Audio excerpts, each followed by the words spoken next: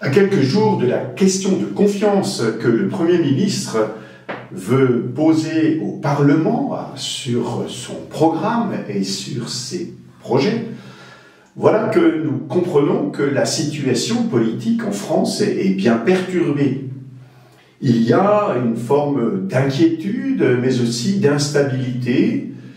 Pas de grandes figures politiques qui puissent nous entraîner dans un projet exaltant, et donc pas de projet même réellement. Finalement, nous nous apercevons que les perspectives de la vie de la société française sont très réduites. Quand, à l'issue de la guerre, il y a eu cet élan de la reconstruction du pays, puis ce souci d'une construction européenne qui facilite une paix dans notre continent, voilà que nous sommes là à nous demander de quoi demain pourra-t-il être fait.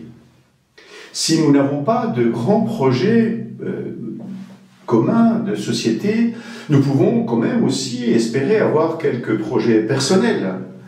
Très souvent, malheureusement, ces projets sont à très court terme. Les chrétiens ont cette chance de posséder un projet supplémentaire qui est l'espérance accordée par la résurrection du Christ d'une plénitude en Dieu et la mise en place de cette plénitude progressivement en se laissant imprégner par la vie même de Dieu. En développant cette vie spirituelle, nous comprendrons alors quel est le sens profond de notre existence et les actes que nous poserons seront des actes qui auront une finalité. Au-delà donc du marasme social, chaque chrétien peut entraîner à une espérance personnelle en espérant aussi que cet entraînement permettra à toute la société de découvrir la finalité de la vie terrestre qui est la gloire de Dieu.